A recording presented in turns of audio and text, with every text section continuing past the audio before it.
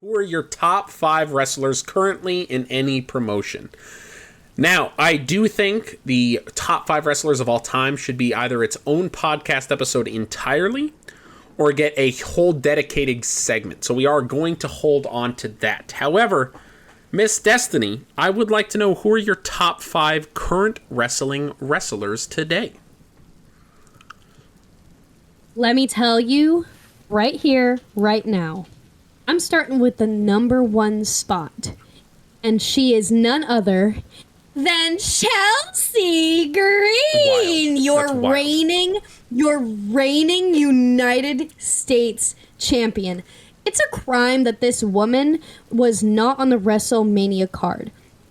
It's a crime in and of itself that a brand new championship was introduced and not defended on the WrestleMania card, but the fact that it's being held by the most entertaining woman in this entire industry right now. She has been doing things that you haven't seen from a woman in a long time, maybe ever. This woman is carrying this industry on her back. She's carrying the division on her back, and she gets nothing but disrespect. That's why she is my number 1. Would you like to go back and forth? Yeah. Or would you like me to do all 5? Yeah. I think going back and forth is a cool way to do it. I think it's no surprise. I hype him up all the time. But I would be remiss if I didn't include this man in my top 5 today, and that is Seth Rollins. I think he's wrestling on levels that very few people are, and that is because he understands the in-ring psychology that very few people do. You look at 2015 Seth Rollins, and yeah, he was a beast. He did move quick. But even then, he was just beginning to understand the in-ring essence of what a character should mean. In 2025, Seth Rollins just can do this with his eyes shut and not just make an interesting match, not just make a fun match to watch, but make one of the most memorable matches you've ever seen. So Seth deserves his spot at the top of my list. No, you muted and then unmuted. Oopsie. There you go. Let me just tighten this.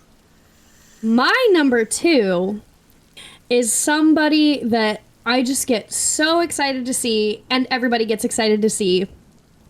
It's hard to deny how amazing this man is, because he is the face of the company.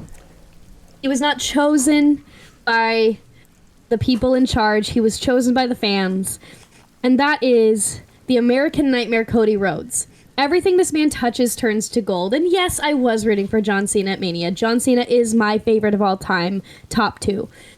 But there is something so special about Cody Rhodes and everything he does, everything he touches, the dedication to his craft, how much he gives back, how talented he is.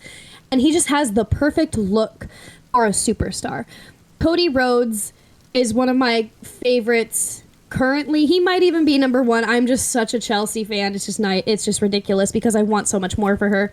But Cody is a once-in-a-lifetime superstar, and I love seeing him shine, and I love seeing the growth that he's had after all these years. I think Cody's a hell of a pick. He's just on the outer echelon of my top 5. I think in a couple years we revisit this list. He could very well be on there. It's just the fact there's been such an influx of top-tier wrestling characters. It's no hate for Cody that knocks him off that list. It's just more love for others. Which brings me to my number 2, CM Punk. I love CM Punk. And a lot of people think I got a lot of shit because of how much I love Seth Rollins at Mania. People are like, you just hate Punk. I don't hate Punk. Punk, to me, is doing some of the best work of his career. I've always been a fan of Punk. I wasn't a fanboy of Punk in like the everything before 2014. I was never like, woo, CM Punk's my favorite. He's never been on my list of favorites until he came back to WWE. His AEW run was great. I thought he did incredible. I'm just not a huge watcher of AEW. But you cannot deny the needle mover that this man is. You cannot deny the amount of impact he has on wrestling culture. I love how good he is on the microphone, how real he makes every feud, and how he has literally elevated everybody he has been in the ring with since coming back to the WWE. He had that moment with Cody in the Royal Rumble. He had that moment with Cena at Elimination Chamber. He had that moment with Seth and with Drew multiple times over. And now he's having moments with Roman. He's brought way more importance to Paul Heyman, Paul Heyman has become an afterthought since siding with Roman Reigns. It was great at first, and it was a great partnership all the way through, but it was very much all about Roman Reigns, and it wasn't until CM Punk brought importance back to Paul Heyman that it really drew that extra importance out. And CM Punk, everybody he's feuded with since coming back and has teased feuding with, has been over the moon better for it. So I would be remiss if I didn't include CM Punk. Ugh. Punk is such a good pick, and I'm loving everything he's doing. But somebody else who I love everything that they're doing. There is not a thing that you could say about this person that I wouldn't like. I love this man in the ring. I love this man's entrance. I love this man on the microphone. And I love this man's Steiner math. And my number 3 right now is Braun Breaker. Not only am I loving everything that he's doing currently, because he is an absolute megastar as is, but I can't even imagine how much he's going to grow with Paul Heyman, with Seth Rollins over the next couple years. I've already said this man is a future WrestleMania main eventer, but being put with 2 of the greatest minds in wrestling today is only going to elevate him beyond that. This man is going to be a multiple-time world champion. He's going to have at least 10 world championship reigns by the time he calls it quits. I love everything that Braun Breaker's doing, and I can't wait to see more. I love that pick of Braun Breaker. He's again in that same Cody Rhodes position of there's just too many top-tier guys. And it really sucks because there's so many guys that I've loved for years that aren't on this list. You look at the Chris Jericho, right, the Christians, the Edges, the John Cenas, the Randy Ortons, that are just incredible, but there's just so much top tier talent today. And if I'm looking at the overall careers, do I like Edge more than I like CM Punk? Yes. But the Edge today, I do not like as much as I love the CM Punk today. And that is kind of where I'm coming from this list. And I think Miss Destiny Diamond as well here. Because obviously she does not love Braun Breaker more than she loves John Cena. But, no. Yeah. For number 3 for me, this is so crazy that these are my 1, 2, 3, but it's Drew McIntyre. Hell yeah! McIntyre has been amazing since coming back in 2017 with Dolph Ziggler, since he came back to the company, and he gets better and better and better every year. And the fact that he can lose any match and not lose importance to his character, I can't name anybody else who can do that and walk away with any loss, and still the next night I can still be as invested. He can believably lose any match and then believably win any match. This man can lose to R-Truth on Raw and then beat Gunther on SmackDown. That you can't book talent that well. It is a Ric Flair-esque ability that is so rare to see today.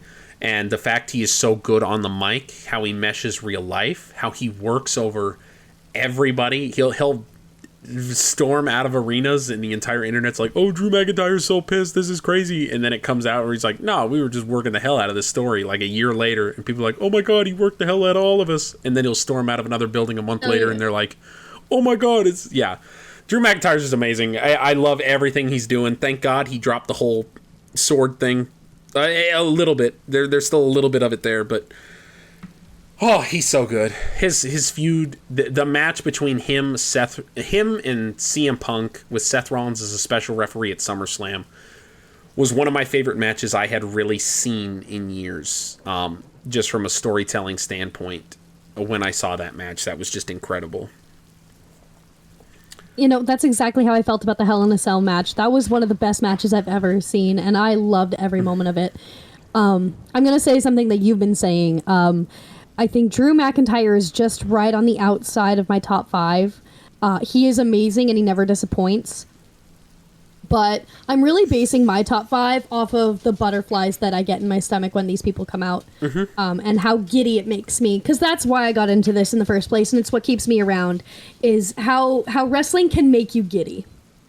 And my number 5 makes me the most giddy, but we're going to talk about something else for number 4. Because my number 4, I love for so many reasons that are so personal. Now, I've mentioned how my husband has a type, and his type is pretty blondes. And there is a specific pretty blonde that he loves, that also loves pink and sparkles as much as I do. And I would be remiss if I did not mention our WWE Women's Champion, Tiffany Stratton, in my top 5. I've been a fan of hers since she debuted with her Daddy's Little Rich Girl gimmick in NXT. I've always been a fan of hers. Her athleticism is unparalleled. Her character work is magnificent. She knows how to capitalize on pop culture and what's trending, and it is so brilliant to see. She's also a Minnesota girl, which is where my dad is from, and I have a lot of family there, which also brings a special personal tie for me. I just love everything that Tiffy's doing, and I love how she had a custom pink, sparkly Money in the Bank briefcase. I love all of her ring gear that she's had. I loved her Barbie entrance at WrestleMania. The only thing I don't love is that I wasn't there for it. Yeah, I knew Tiffany was going to be on your list. I'm sure you did. There are so many women that deserve a spot on this list. And it's so hard to narrow it down to just one or two. Rhea has been phenomenal. Becky is she might be my favorite woman ever. Bayley is so underappreciated. Charlotte, it could very well be the greatest of all time. Toni Storm has reinvigorated my interest in AEW single-handedly. She's the only reason I have paid attention to the company for the last 6 months.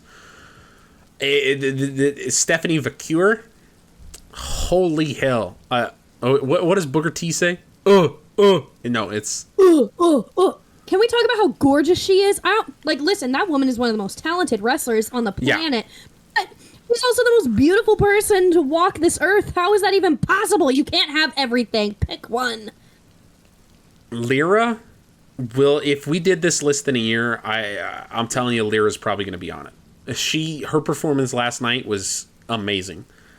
I cannot stress. We're recording this on a Tuesday. Her performance at the Raw after WrestleMania was inspiring. That is what I want from my wrestling. What a performance.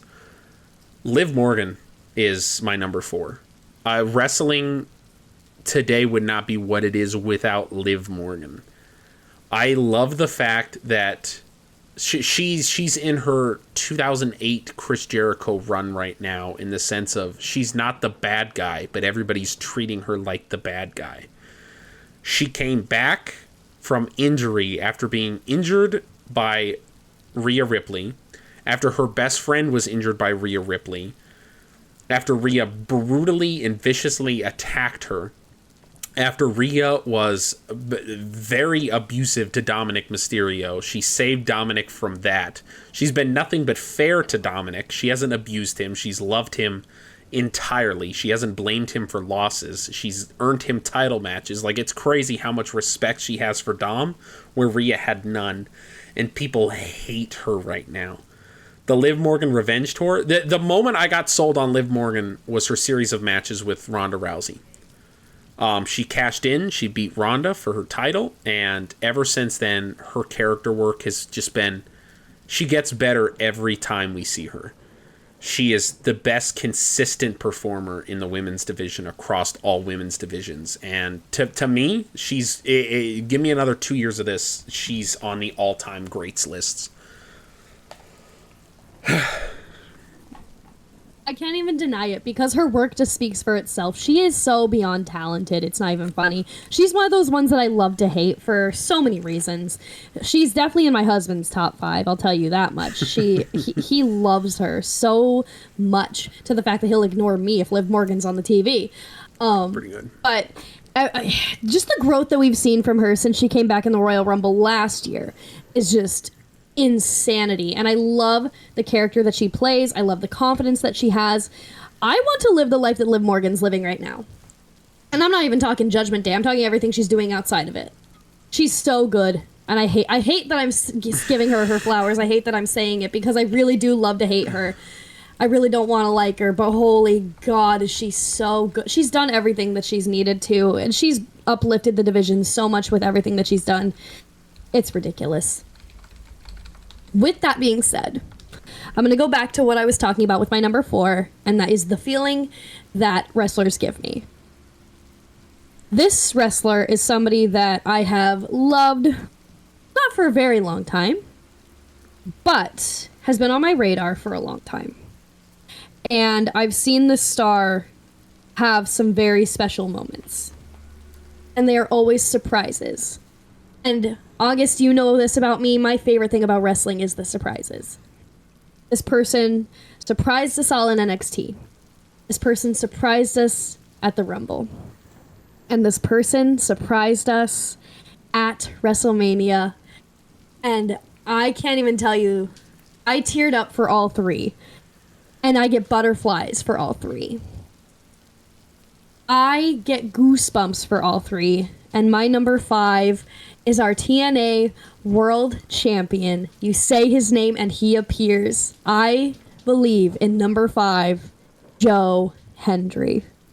You would do this to me on Rusev Day. Unbelievable. Yes, I would.